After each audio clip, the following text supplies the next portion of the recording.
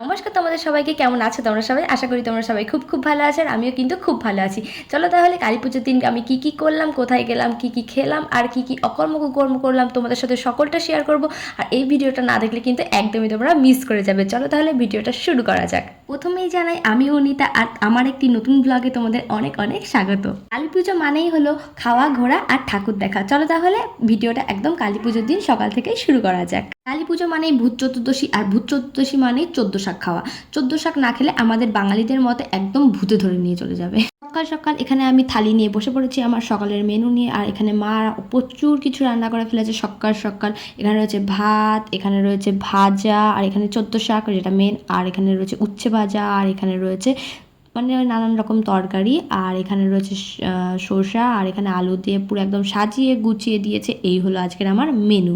আর এখানে রয়েছে 14 শাক, যেটা একদম মেন, এটা আমাকে আজকে খেতেই হবে, নইলে পরে বললাম ভূতে নিয়ে যাবে, একদম ধরে ছোটোর থেকে একদম ভূতে ধরে নিয়ে যাওয়ার এই ভয়তেই আমি 14 শাক খেয়ে এসেছি।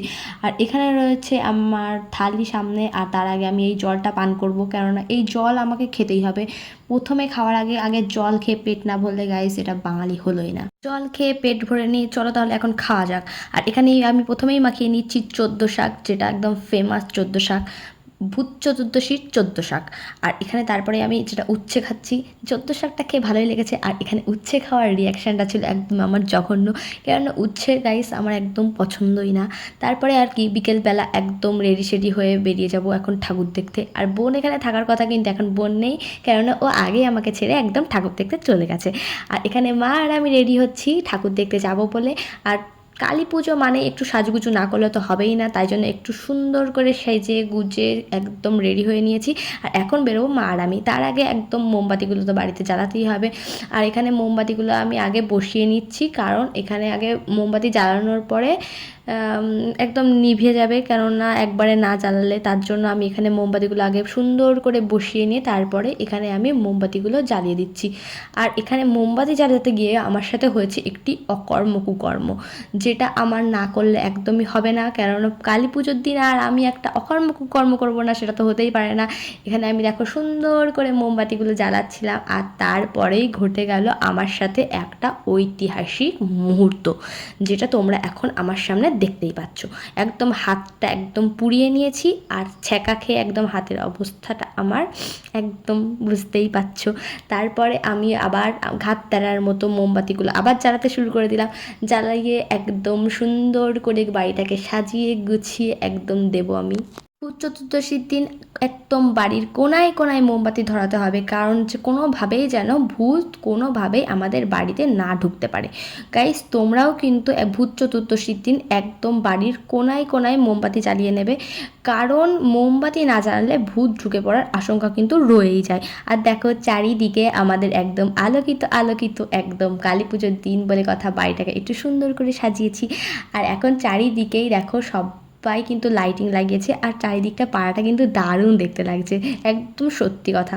আর অন্য দিন কিন্তু এতটা সুন্দর লাগে না, কেননা প্রত্যেক বাড়িতে এখন লাইট দিয়ে সাজিয়েছে। আর এখানে মোমবাতির সঙ্গে আমি একটু কাউতালি করে নিচ্ছিলাম। আর এখানে একদম আমার গাছগুলো ওখানে রয়েছে সাজানো, সেগুলোই তোমাদেরকে আর কি ঢং করে করে দেখাচ্ছি। ঘরে রেডি হচ্ছে, আর সেই কারণেই এত আমি ঘুরে বেড়াচ্ছি এদিকে। আবার মোমবাতিটা হাতে করে আমি কেন সামনের দিকে আবার এগোলাম আমি নিজেও জানি না। মোমবাতিটা নিয়ে আমি সারা বাড়ি আবার ঘুরে বেড়াচ্ছি, আমি নিজেও জানি না যে মোমবাতিটা কেন হাতে নিয়ে ঘুরে বেড়াতে হবে আমাকে।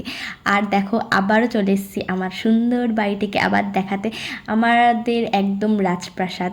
চারিদিকটা কিন্তু একদম আলোকিত আলোকিত। আর আমার সাথে কিন্তু কালী পুজোর দিন মানে বললামই, অঘটন না ঘটলে হবে না, আর ঐতিহাসিক মুহূর্ত না ঘটলে একদমই হবে না। দেখো এখানে মোমবাতিটা নিয়ে কাউতালি করতে করতে গেল মোমবাতিটা একদম নিভে, যেটা আমার সাথে হওয়ার ছিল একদম যেটা হওয়ার সেটাই হয়েছে। মোমবাতিটা নিভে গেছে, আর এখন তার জন্য আমি তোমাদেরকে বাড়িটা আমি সুন্দর করে তোমাদেরকে একদম ঘুরিয়ে ঘুরিয়ে দেখাচ্ছি। আর দেখো সবাই কিন্তু লাইটিং জ্বালিয়েছে, আর আমাদের পাড়াটা কিন্তু আজকে খুব সুন্দর লাগছে, যেটা বলছি আমি, পাড়াটা খুব সুন্দর লাগছে। সবার বাড়িতে লাইট, আর কালী পুজোর দিন মানে লাইট তো লাগাবেই সবাই। আর এখানে পাড়াটা লাইট লাগালে কিন্তু একদম চারিদিকে আলো হয়ে আছে, আর আলোতে আলোতে একদম সুন্দর হয়ে উঠেছে আমাদের বাড়িটা আর আমাদের পাড়াটাও। পরে মায়ের সাথে বেরিয়ে পড়লাম ঠাকুর দেখতে। আর এটা দেখছো, এটা হলো মাতাল কালী। এই ঠাকুরের নাম মাতাল কালী কেন হয়েছে আমি নিজেও জানি না, হয়তো মাতালরা মিলে এই ঠাকুরটাকে পুজো করেছিল। এটা আমাদের বাজারেই হয় পুজোটা, আর এই জন্যই হয়তো এই ঠাকুরের নাম মাতাল কালী। তারপরে এখানে আমি একদম ফুচকা পাইনি বলে এখানে আমি দই ফুচকা নিয়ে বসে পড়েছি। আর এখানে দই ফুচকা একা একাই খাচ্ছি, কেননা বোন নেই। আর এখানে দই ফুচকাটা কিন্তু বেশ ভালো হয় এই কারণে। আর তারপরে দই ফুচকা খেয়ে মা আর আমি বেরিয়ে পড়লাম আশেপাশে ঠাকুরগুলো দেখতে। আর প্রথমেই চলে গেলাম আমাদের পাশের পাড়ার একটি ঠাকুর দেখতে, যেই ঠাকুরটা দর্শন করে একদম সোজা চলে গেলাম আমাদের মা কৃত্তিকা কালী মন্দির। আর যেখানে গিয়ে একদম দেখলাম ঠাকুরমশাই পুজো করছে। আর এই মুহূর্তটা কিন্তু সত্যি খুব অসাধারণ, কেননা এই অন্য সময় আমাদের এখানে আসা হয়, কিন্তু পুজোর সময় কিন্তু আমরা সচরাচর আসি না, কেননা এখানে সব সময় তো পুজো হয় না। আর যেই সময় দেখা গেল পুজো হয় সেই সময় আমরা আসি না। আর তারপরে এই ঠাকুরমশাই পুজো করছে, সেটা মা আর আমি বসে বসে কিছুক্ষণ দেখলাম। আর এই মন্দিরের পরিবেশটা উপভোগ করলাম। আর এখানেই কিন্তু আমাদের বাড়ির পাশেই মন্দির, কিন্তু অন্য সময় কিন্তু আসা হয় না। বলে না বাড়ির পাশের জিনিস আসা হয় না সচরাচর। আর আজকে কিন্তু এসে দেখলাম একদম ঠাকুরমশাই পুজো করছে, আর এই পুজোটা দেখতে কিন্তু বেশ ভালোই লাগছিল। ভিডিওটা এখানেই শেষ করছি। ভিডিওটা ভালো লাগলে একটি লাইক করে দিও, আরও নতুন নতুন ভিডিও দেখার জন্য চ্যানেলটিকে সাবস্ক্রাইব করে দেখো। টাটা।